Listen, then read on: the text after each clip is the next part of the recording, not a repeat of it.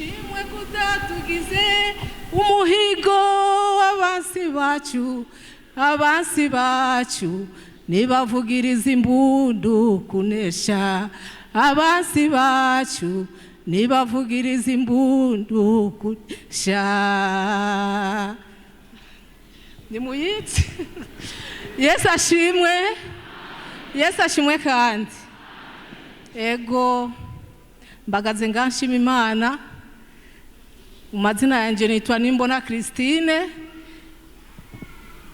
ngaba ndumudamu w'abana batatu. Murabazi baririmba muri korali Rwaruka, n'ubu umwe niharirimba uwundi sihari. Hama ndashimiye umurongozi yambaye mu mwanya, hama nshimiye Imana ibyiza byose yangiriye. Sinobidondagura ni byinshi, tworara hano kubera ibintu byose ari ku rutonde. Twaravuganye n'umurongozi arambarira ingene ngwiye kubikora. Rero Imana yarangiriye neza, yaranyambitse. Hari indirimbo y'abashitsi yo mu Kamenge yaririmbye ati Satani aratwambura ngo Imana nayo ikanyaruka kutwambika.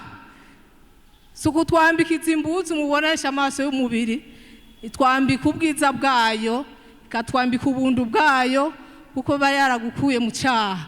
Yesu ashimwe. Yego Imana yarangiriye neza, fise urugo mu Gisagara. Ibyo byose nibyo gushima Imana. Yaranyambitse ubwiza bwayo, inyambika mu buryo bw'umubiri. Byose ndabishima Imana.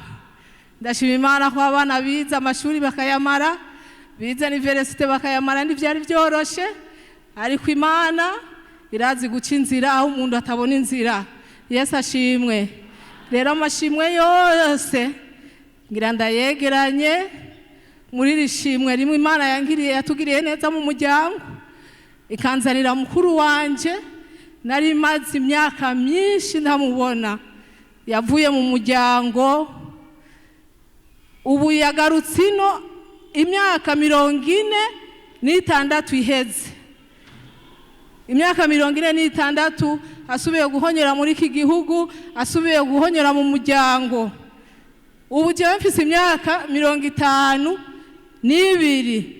Muce mwumva igihe yagenda imyaka nari mfise imyaka mike cyane, imbatarindwi, sinzi abazi kubiharura. Rero nashaka ashike hano keve ngo umufashe nyokwanyu ashike hano.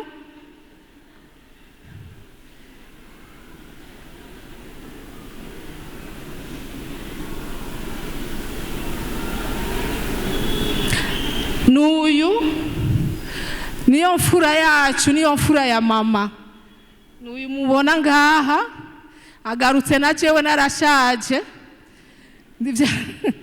Ntibyari byoroshe mu muryango, twari tuzi ko yapfuye. Abantu bakaza kutubarira bakabwira mama ngo ifura yawe yoba yarapfuye kubera ibi bintu byahitiye mu gihugu. Ntiyashotse agenda muri Amerika, yabanjije kubaka ari muri Kongo. Ijya ntambara yo muri Kongo iramusangayo, baca baja mu nkambi. Rero mu muryango natwe turafise umuntu ari muri ico gihugu. Rero nico gituma mpagaze ngashima Imana ingene Imana yatugiriye neza. Mukuru wanje akagaruka amahoro, agasanga dukomeye, nawe tukamubona akomeye. Yesu ashimwe. Ego ivyo ndabishimira Imana cyane gusubira kumubona. Ego ubuhinga bwaraje bw'amatelefone, ugaterefona umuntu ukamubona, mukavugana mububona. Ariko rero sico kimwe no kumubona amaso mu yandi. Urabona rero ingene asa neza. Arasa neza nyene, urabona nyene. Ngabashimiye cyane ingene Imana yampaye agakiza. Yoba ntakiriye agakiza sinari guhagarara ngaha, ntibyari gukunda.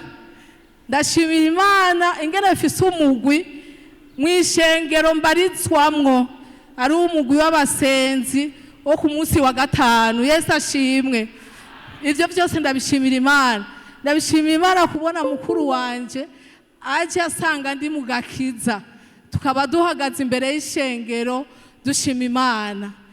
Rero amashimwe yanje yarayo, abayumvise mwese ishengero, Imana ibahezagire.